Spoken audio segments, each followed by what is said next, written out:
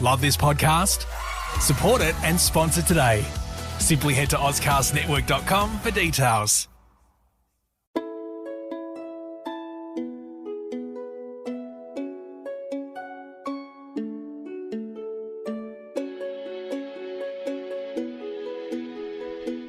Welcome to Hong Kong Confidential. I'm Jules Hannaford and I'm your host. I'm an Australian woman and I've been living in Hong Kong for many years. I'm a mother, a teacher, an author, and I want to share my wisdom and the wisdom of others with you. Thanks for joining me, and I hope you enjoy the show.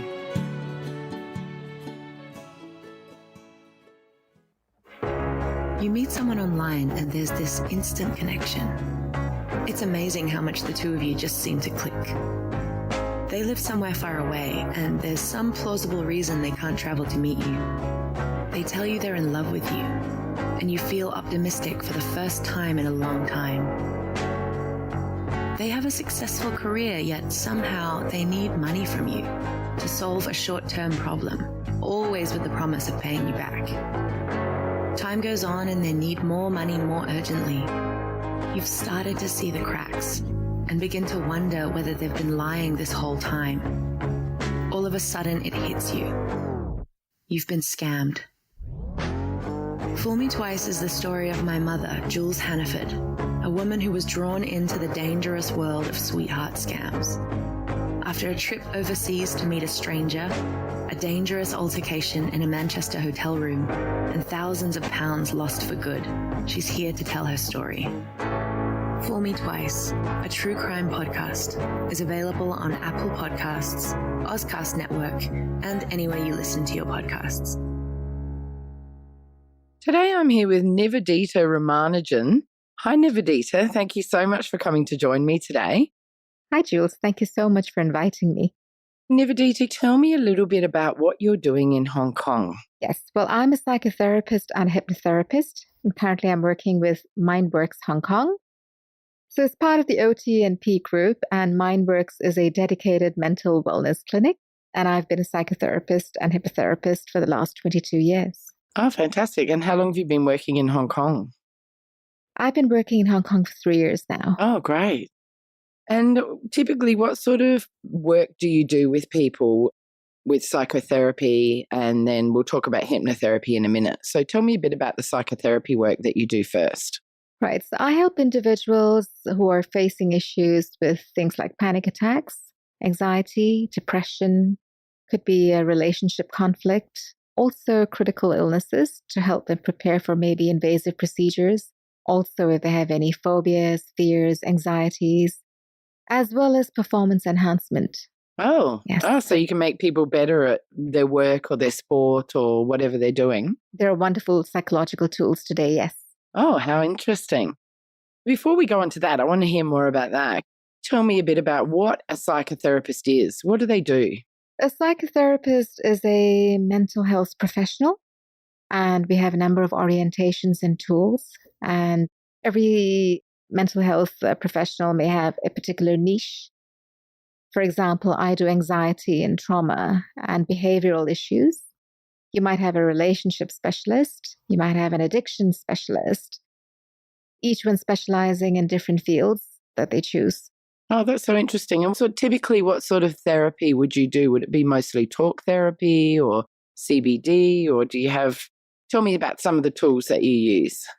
So I do use cognitive behavioral therapy, which is CBT, which addresses faulty thinking patterns, cognitive distortions, also looks at the way you think. The other thing is that I do and I love doing is EMDR, which is eye movement desensitization reprocessing. It's a mouthful. Yes, I've heard of it before. How does that work?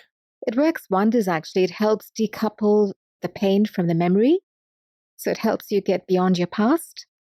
It could deal with the small daily traumas that you face in life. When you say small compared to the big traumas like perhaps tsunami or an earthquake or floods or a major accident versus the daily traumas of life, perhaps a relationship breakup, or it could be childhood issues, parenting memories as a child. So those are the daily traumas. It could also be something maybe an individual was diagnosed with a critical illness like cancer. So EMDR, basically what it does, it helps reset your stress threshold. How do you use the eye movement as a part of the therapy? Right. So what happens is typically we use movement that is from one direction to another, either left to right or right to left. It is akin to the REM sleep. When you have REM sleep, basically in your sleep, the eye movement is sideways. And what it does is that it integrates the left and the right hemisphere of the brain in terms of integrating the different areas of functions in your brain, the feeling part of the brain and the rational thinking part of the brain. Right. Oh. So what we do is, once we find out what the issue is, we get the client to reprocess the painful memory of the incident using these movements. So very often we might get stuck with a particular emotion and feeling and not able to get on to integrate it and take a rational perspective. And that happens when you've been traumatized. So somewhere in the central nervous system, that memory is lodged deep within, and it reappears and reenacts itself in life in the various behavioral patterns or choices that we make. What EMDR does is that it upswings the thought from the amygdala, which is the feeling part of the brain, into the rational part of the brain, the vertical cortex. That's a bit technical. But basically what it does is that some of us, each of us are unique. Some of us are very rational and do not integrate the emotional aspects of a situation. Some of us are very emotional and get stuck with the emotional aspects of the problem and not able to view it in a rational manner, or the memory is too painful. What EMDR does is that it decouples the memory from the pain so that it helps us to take a better objective look at the issue. So does it almost build somebody's emotional resilience? Yes. Right. It helps you build emotional resilience. So if somebody's been, for example, given a diagnosis of stage 4 cancer, obviously the shock is, for some individuals, it's really, they think of the worst, or they freeze because you've gone into freeze mode, either into flight or flee mode. What EMDR does is that basically it reads the sympathetic nervous system in a way that you're able to process what is going on and move beyond the shock.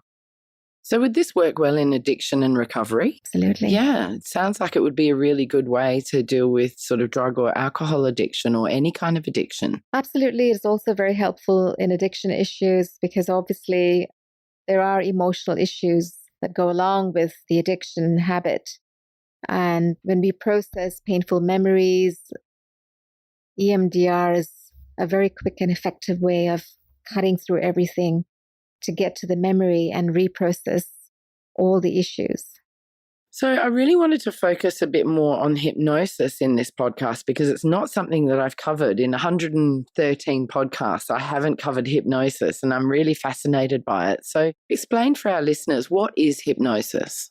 Hypnosis is a heightened state of awareness in a deep state of relaxation where you're able to access the subconscious mind, which is very receptive to suggestions. And how would you use hypnosis as a form of therapy? What sort of people benefit from hypnosis? So I integrate hypnosis within a psychotherapeutic context. Oh, so you do both? You don't just do hypnosis? No. Okay, that's good to know. Okay. Yes, because the bulk of the work, transformational work, comes from mainstream psychotherapy. And then there are aspects that I find are most amenable using hypnosis. So for example, if I have a client who's having a lot of emotional issues, and as you just brought up the issue of addiction, maybe in the case of the person who turns to alcohol, we could do aversion therapy using hypnosis where I would give suggestions that they are averse to alcohol, and it works beautifully. So you've seen it work? Absolutely. Wow, how interesting. Yes. Okay, so explain to me a little bit more about what aversion therapy is. Oh, it actually sounds a bit amusing, but it really kind of works. For example, I had a young 18-year-old who absolutely wanted to get off a soft drink and was addicted to having Coca-Cola throughout the day. and had decided to turn a new page and started exercising and cutting down on sugar. So what we did was I gave her the suggestion that the Coca-Cola actually tasted very bitter. In hypnosis? In hypnosis. Okay. And then we tested it. As soon as she drank it, she spat it out. We've done smoking cessation. We've done loads of stuff for people who love crisps, for example, or want to get off a particular kind of food or a craving. And it works. So do people come to you for hypnosis, or do they come to you just for regular psychotherapy and you suggest the hypnosis as a part of the treatment? A bit of both. So if I have adolescents, it's basically for hypnosis mostly, for concentration, performance enhancement, for maybe confidence building. For adults, it could be issues such as panic attacks, social anxiety, depression they're going through. And then I would see where I could fit in a bit of hypnosis to help accelerate the healing process. See, that's interesting. So have you found that you have been able to help students do better at school through using hypnosis? Absolutely. So you could do things like speed reading. You could give suggestions for concentration. There are a lot of students who have not a phobia, but some have aversion for mathematics, for example. That's me. Okay. So it works fabulous in giving suggestions that, they have all these potential and skills and builds confidence. It works really well. And how do you actually hypnotize people? How do you get somebody into a state of hypnosis? Well, the first thing you need to know is that the individual who comes for hypnosis must trust the hypnotherapist, because all hypnosis involves a collaborative process. So you've got to have that buy-in from the patient, otherwise Absolutely. It won't work. Right. Sometimes you find certain individuals who come to see me are nervous. So I will do a little bit of relaxation induction. And the deeper they go in, after a while, they just love it. But initially, it might take one session or so of doing a deep relaxation therapy with them so that they're more suggestible. Oh, I see. Right. And then when they're in that more relaxed state, then they're more able to be hypnotized. Yes, because in a deep relaxed state, you're able to access the subconscious mind because you bypass the logical faculty. When you bypass the logical faculty, you access the subconscious mind. And do you ever find that you can't succeed in hypnotizing somebody even if they're really willing and they're relaxed and they want it? Like for some people, it just doesn't work. Or if you've got somebody who's really willing and able to be relaxed, are you able to do it? All right, let me answer this in a more psychotherapeutic context. If somebody has a condition like catatonia or sleep paralysis or psychosis, delusional or schizophrenia, or conditions like dissociation, I would not do hypnosis. And there are several reasons for that. In conditions like sleep paralysis, it's not an ideal situation to put them under hypnosis because they have difficulty coming out of it. In psychosis, again, you want to make sure that they're in touch with reality. So again, this goes deep into psychological issues. But generally, when a person comes and doesn't have any of these issues, it works amazingly well. Right. What does it feel like to be hypnotized? Most people describe it as a state of euphoria, some as a deep state of calm. Some describe it as a very, very pleasant experience. I have yet to come across anybody who has described it as unpleasant. Some do get a little surprised with the depth of relaxation that they go into. It's something that they've never experienced before. How does hypnosis differ from meditation? Right. Hypnosis is induced by the therapist. Meditation is something that you do yourself. It is also different in the sense that in meditation, depending if it's Vipassana meditation or breath meditation, or it could be a flame-gazing meditation, there are various different types of meditation, and you focus on a particular aspect.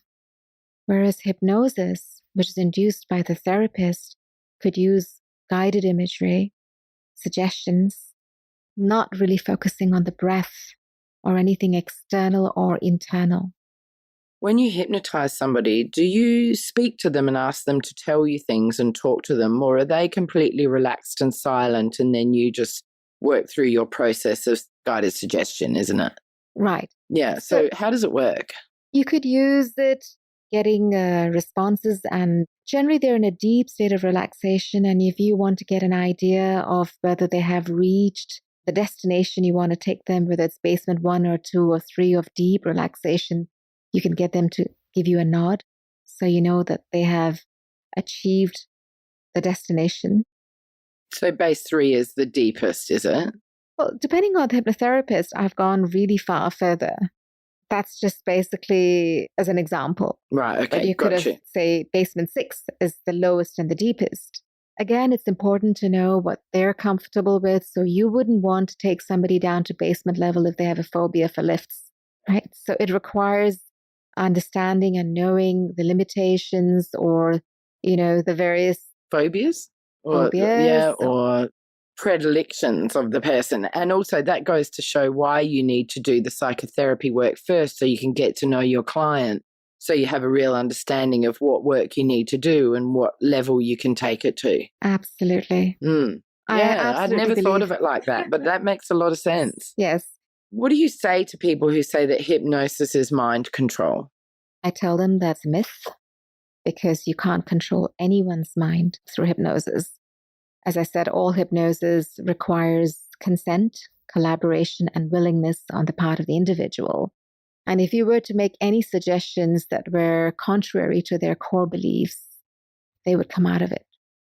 What do you think about those TV shows where hypnotists get up and they hypnotize people and they get them to do all crazy things? Is that real? Well, that really makes my job difficult. But what's going on is that the individuals who participate are consenting to it. They know that they're getting into it. They're willing. And yes, the stage hypnotist obviously makes them do things for entertainment value. But those people are really hypnotized generally. They're not faking it. No, they're not faking it. Right. How much do people remember of the whole process when they come out of it? And how much time might they spend under hypnosis with you?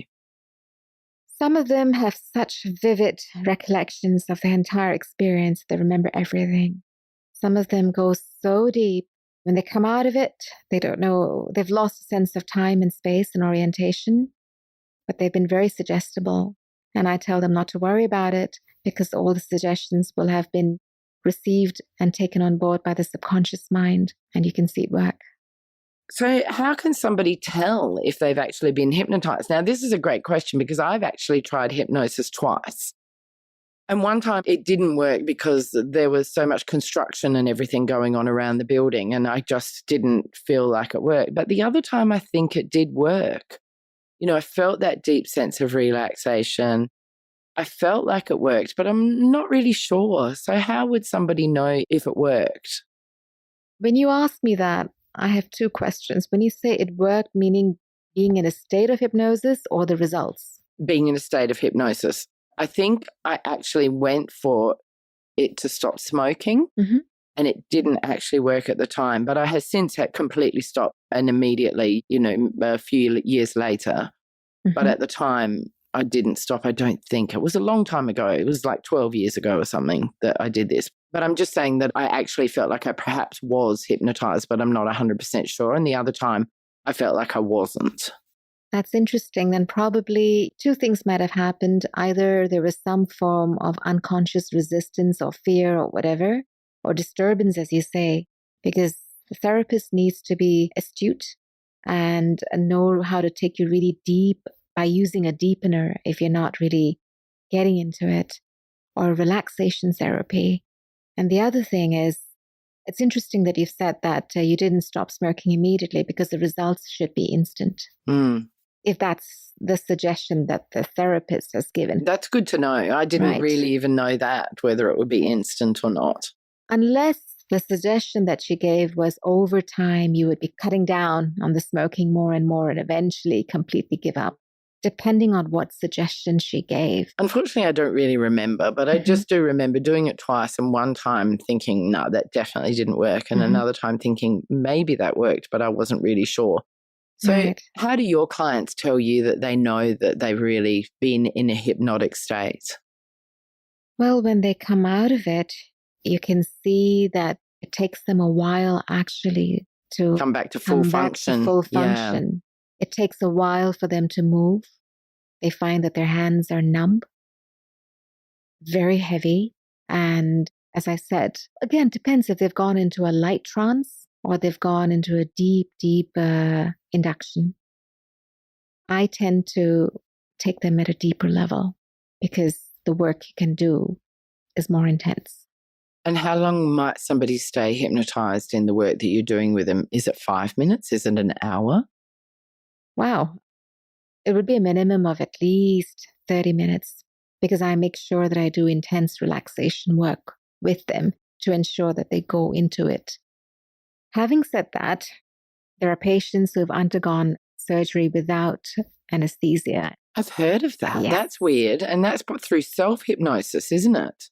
All hypnosis is self-hypnosis because it can't be done without your consent and your collaboration and your participation in that sense. But you're still being led by a hypnotherapist when they're with you. But those people that go into surgery, don't they do that themselves, like with nobody else telling them? No. Oh, they still have somebody else leading them? Yes. Okay. Yes. And is that really true as well? Absolutely. I had this amazing experience with my professor.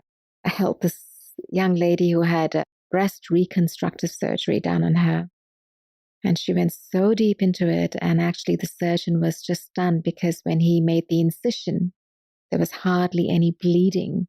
And he didn't even have to cauterize her, which meant that when she was being cut with a scalpel, the brain didn't register any trauma because she was in a deep state of relaxation. And she didn't have any anesthetic? Nope, not at all.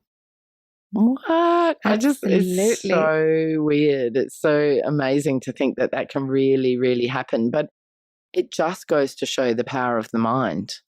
And also the power of hypnosis. The power of hypnosis and also the skill and the training of the hypnotherapist. Yeah, for sure. Do you think that's going to become more common, that people are going to do that more often? I do hope so, because I think it's such a wonderful tool. It's such a wonderful healing mechanism that we can activate and use, and all of us have it in us.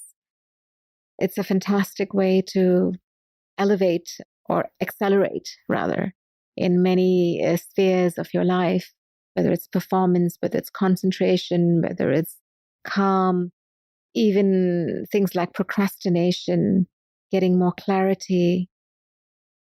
You could use it in so many aspects of your life. So let me give you some scenarios and tell me if you could use it in those. Could you do it for sleep?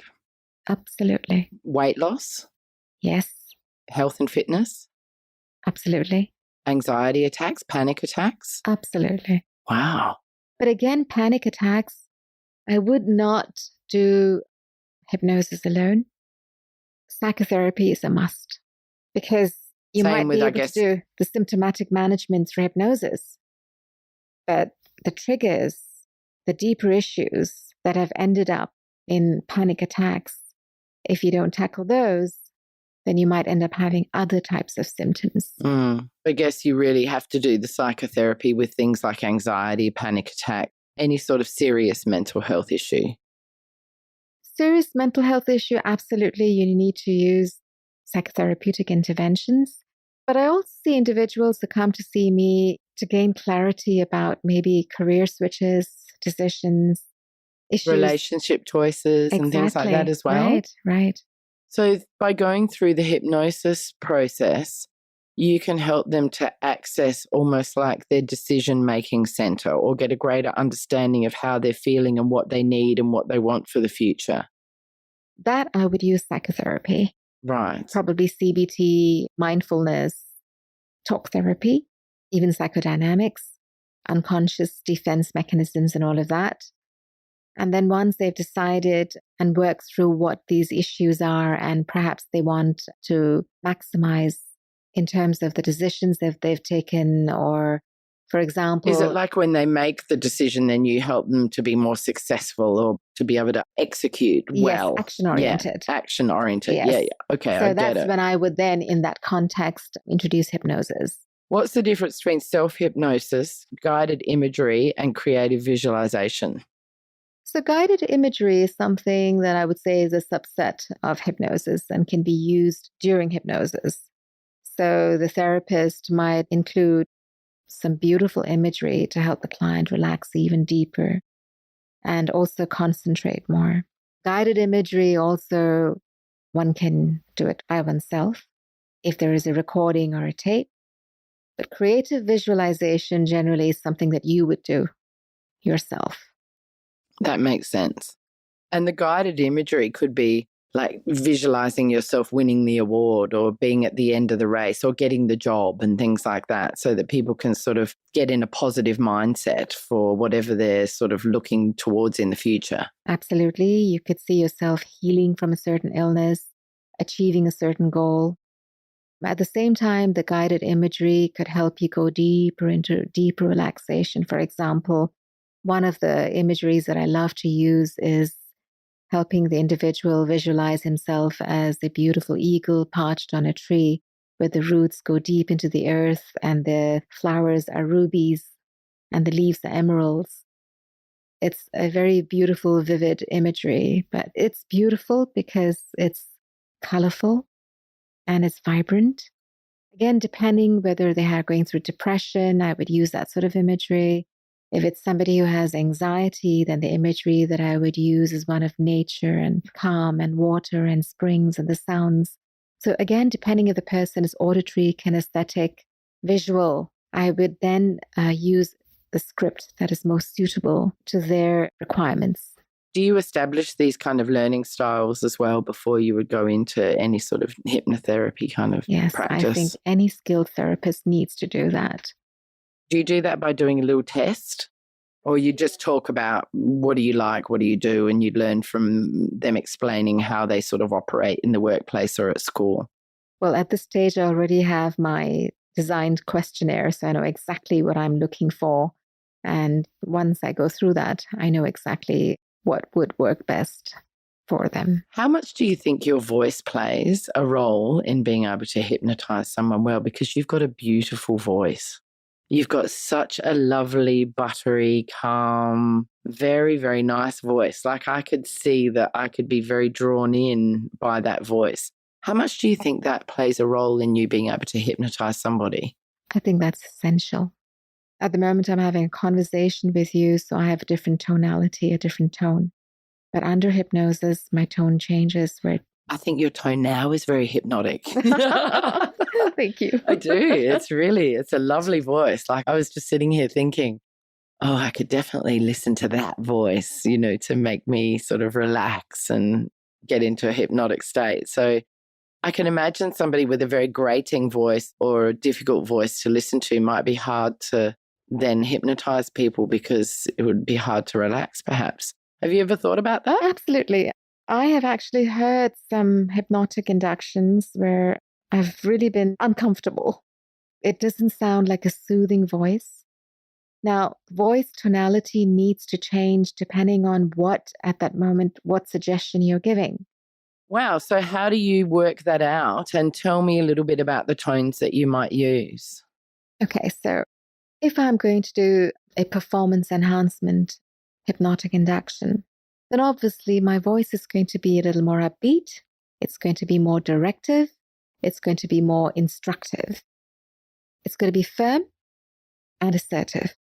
And if it is an induction for more compassion, then obviously my voice is more slow, deliberate. And sometimes what I do is I extend. When I pronounce something, I take a little longer to finish so that it takes a little longer to sink in. I pace it. So you really have to think about rhythm, pace, tone, all of that, depending on what you're doing. Yes. That makes a lot of sense. I really do think that would be really, really important in being a successful hypnotherapist. Absolutely. Mm. And Again, if it's for a critical illness, then the voice needs to have a lot of compassion. It needs to be slow. It needs to be warm. Can you share an anecdotal story of somebody who you have seen a significant change in their life through hypnotherapy that you've worked with without obviously mentioning their name or giving anything away to identify them? Right, indeed. So I had a case of an adolescent who felt very nervous when he had to go to class because the teacher would sometimes ask questions and would obviously ask each child. And when he was asked to answer, he had to stand up. And he just felt very, very nervous about going to school and that he would be chosen to reply. I wouldn't say really social phobia as much as he was very anxious when he had to talk. So a bit of public speaking. He was also very conscious, self-conscious. So we started doing hypnotic inductions where he would be able to visualize himself giving speeches, just shooting off the hip and seeing his audience engage with him, even being entertained. And I gave him suggestions of emotional resilience, being confident, being able to speak in a very articulate manner. And over time, I could see that he was unfolding and becoming more and more confident. And he started practicing speaking in front of the mirror. And he became a young Toastmaster. No way. That's brilliant. How many sessions might you have had with him to get him to that point, like from one extreme to the other? Well, with him, I had to do a fair bit of ice breaking because he was very shy, anxious, had never done it. So the first few sessions were basically, we were doing play therapy in the sense, For a teenager. For a teenager. Yeah. Right. And talking about his passions, his issues, getting him to feel comfortable with me. When I saw that he was getting very comfortable with me, then I started doing light trances, inductions. And when he started enjoying it, then we started doing more deeper work. And that's when the real suggestions started coming in. Yes. Okay. That's excellent. Do you work with a lot of teenagers? I do. I do work with a lot of teenagers. Because there's a real need for more people who work with teens in Hong Kong. So that's really great to know. How quickly do people typically experience some sort of effect from hypnotherapy? You said it's immediate. So could I come to you for hypnotherapy once and I would be successful, or I would notice some change, but I'd have to keep coming for a little while to achieve the full results? Depending on the goal. So sometimes I find that I need to break it up into piecemeal and bits because you might have a bit of phobia along with that. An unconscious holding on to the issue. What do I mean by this? Sometimes people come to me and say, okay, I want to get rid of this habit. But sometimes what happens is that they have an unconscious secondary gain from holding on to that particular habit that they're not totally aware of. What do I mean by this? For example, if a person comes to me and says, I have these constant aches in my body and I really want to kind of get rid of it. I've been to the doctors. They've given me a clean chit. They say it's psychological. Maybe I tend to get very anxious. Before I get down to that, I really want to know what it means for them to get well completely. Sometimes I find out that being ill actually fulfills a certain need. For example, maybe in their childhood, they got the most attention when they were ill. So just by doing hypnosis alone, it might help and it can help. But I want to get down to the underlying triggers and do the deeper work so that I know that the hypnotic induction will be successful. So that's why you need the psychotherapy work first before you move into the hypnotic induction. Yes. And that's what I call the inner gallery work. Oh, the inner that's gallery a nice work name. is that, yes, we role play with illnesses, with relationships, with parts, different parts, the fear part of our lives, the secretive part in our minds where we keep things repressed. So all of this plays a part and manifests in certain patterns of behaviors that we exhibit. How much do you think our childhoods play a role in our conditions that we struggle with as adults? A huge part. Remember that the first 6 years of our lives, 6 to 8 years, we're working really subconsciously.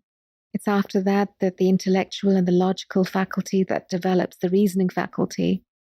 So a lot of decisions that we make were actually subconscious decisions we made in the early part of our lives. And so you're able to help break those patterns or identify the link between what's going on now and what's going on in childhood. And then once you have that understanding, you can make changes. Absolutely. Like, for example, some individuals suppress their anger. And when you do deeper work with them, it could be that they were raised in a family where answering back, so-called, or expressing their anger was not encouraged. Maybe they were to be seen and not heard. Maybe it was a very strict upbringing. Into adult life, you find such individuals, they're not comfortable expressing their anger in a constructive manner. And you're able to help them to come to terms with that, get an understanding, and then break the patterns and make changes to the way that they operate. Yes, once they understand why they're conflict avoidant, then they know. Once you know why, then we get on to the how to change that pattern of behavior. Well, Nivedita, that is so interesting. Thank you so much for sharing all of that with me. If my listeners want to get in touch with you, how can they do that? I work at MindWorks, part of OTNP. They just have to call MindWorks and ask for me. Okay, fantastic. We're going to wrap up this podcast, but what I'm going to do is I'm going to get you to choose 4 numbers from 1 to 50, and then I'm going to ask you 4 questions, which I'm going to put on my Patreon page, which is where my listeners can go, and for as little as $1 a month, they can hear your secret answers to these 4 awesome questions. If you can please share this podcast with friends and family, particularly if you know somebody who's struggling in some area of their life, because it really sounds like hypnotherapy could be an amazing way to sort out many, many issues. So if you could share this with your friends and family, and please rate and review us on iTunes, because it'll help me go up the iTunes charts and it will help people get in touch with Nivedita. And if you want to hear Nivedita's answers to the 4 secret questions, then please go to Patreon, Hong Kong Confidential, and sign up for $1 a month support of my podcast, and you can hear her answers. See you, everyone. Thank you very much. Thank you, Nivedita. It's been fantastic.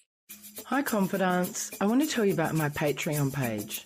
I've joined Patreon in the hope of getting sponsorship for my Hong Kong Confidential podcast. Patreon is a great way for my listeners to get on board and sponsor me with monthly payments, and that goes towards my production costs and rewards for my members.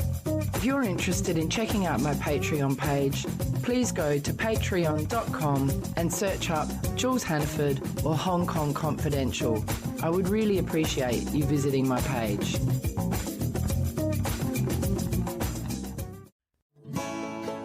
So that brings us to the end of another Hong Kong Confidential podcast. I'm Jules Hannaford. Thanks for joining me, and I hope you'll be with me again next week. If you enjoyed today's podcast, please can you go to iTunes to rate and review it. I would really appreciate your feedback. You can email me at jules@hongkongconfidential.net, and you can find me on Facebook and Instagram at Hong Kong Confidential. If you'd like to hit me up on Twitter, it's at Jules Hannaford. I would love to hear from you.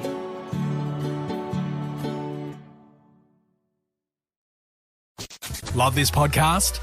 Support it and sponsor today. Simply head to ozcastnetwork.com for details.